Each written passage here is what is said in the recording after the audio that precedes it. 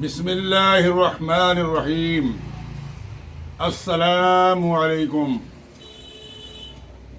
میں سید عبد المسجود حبیبی بھدرک اڑیسہ انڈیا سے بول رہا ہوں۔ آج انگریزی کی تاریخ 2 جنوری 2026 ہے اور دن ہے جمعے کا۔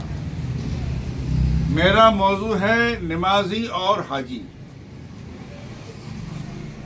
بحمدہ تعالی گزشتہ 1.5 ماہ سے ہر اتوار کو حبیبی کتاب گھر کے ہال میں حج سیوا کمیٹی بھدرک کے زیر اہتمام حاجی شبر علی بھدرکی کی نگرانی میں 2006 کے عازمین حج جو بھدرک ضلع سے تعلق رکھتے ہیں، جو تقریباً 30 کی تعداد میں ہیں، انہیں حج کی ٹریننگ دے رہا ہوں۔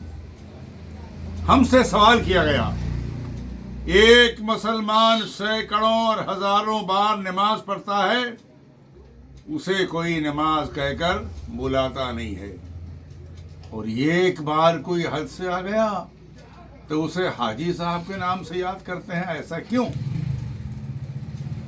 میرے عزیز ناظرین و سامعین، آپ کا جواب سننے سے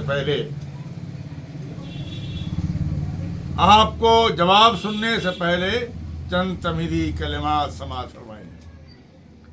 یہ بات سبھی جانتے ہیں کہ شیر سارے جانوروں میں ایک طاقتور، بہادر اور ہمت والا درندہ جانور سمجھا جاتا ہے۔ وہ انسان کا بہت بڑا دشمن بھی ہے۔ جیسا ہی اسے موقع آتا ہے وہ انسان کو مار ڈالتا ہے اور اس کا خون پی لیتا ہے۔ اسی وجہ سے انسان اس سے ڈرتا ہے۔ دوسرے جانوروں کی طرح اسے پالتا نہیں ہے، اس کے پالنے کو ایک مصیبت سمجھتا ہے۔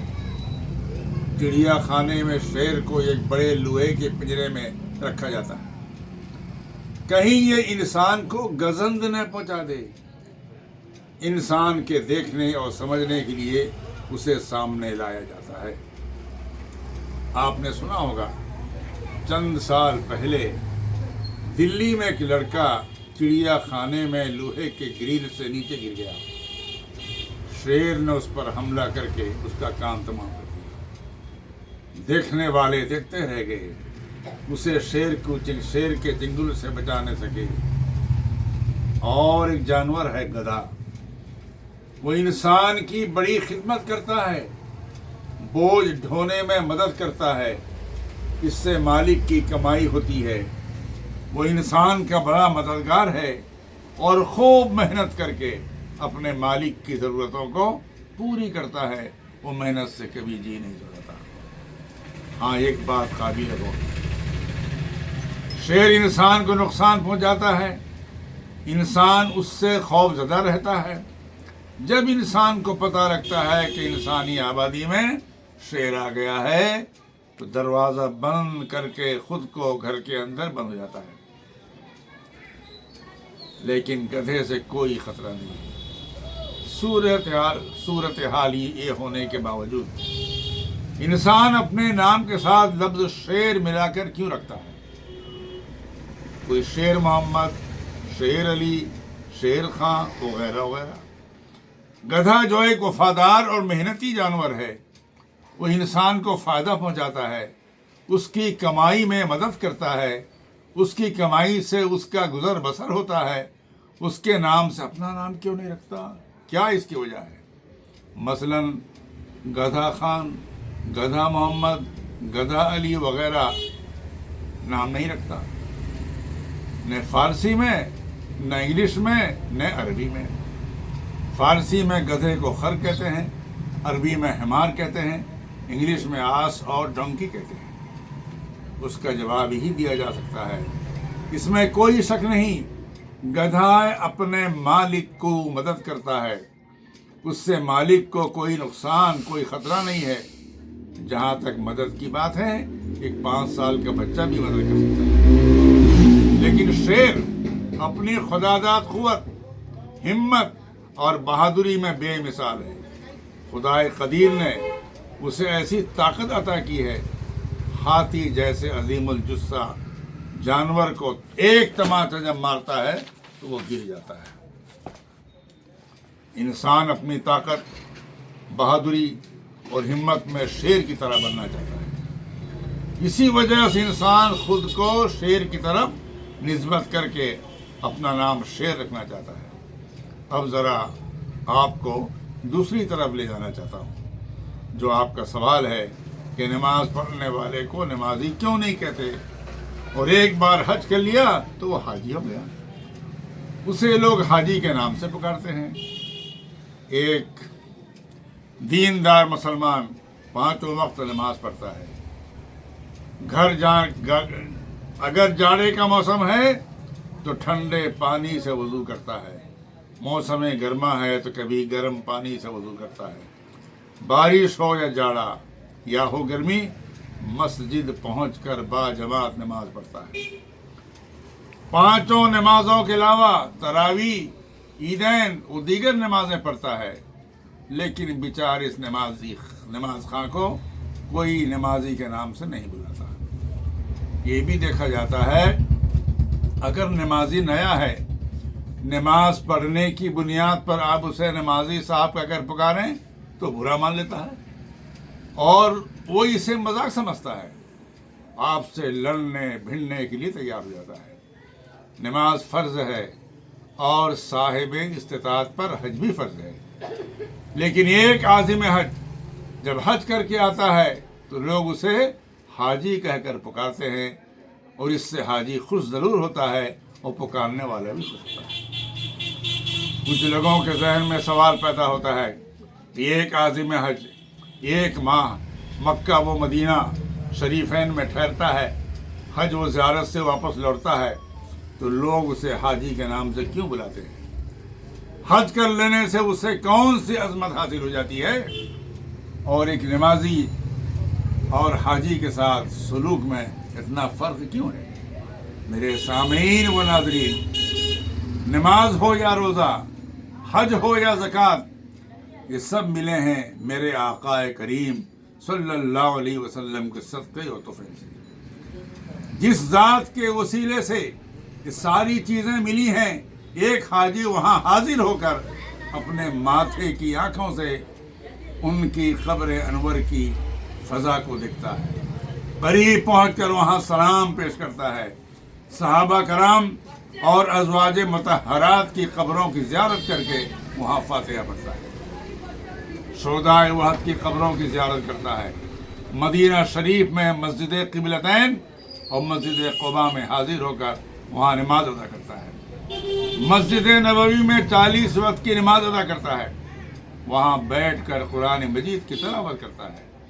مسجد نبوی کو اللہ تعالیٰ نے وہ فضیلت عطا فرمائی ہے کہ ایک نیک کام کے بدلے 50,000 کا ثواب ملتا ہے۔ مسجد قباء جو اسلام کی پہلی مسجد ہے، اسے وہ مقام حاصل ہے کہ 2 رکعت نماز پڑھنے کی صورت میں ایک عمرہ کا ثواب اسے ملتا ہے۔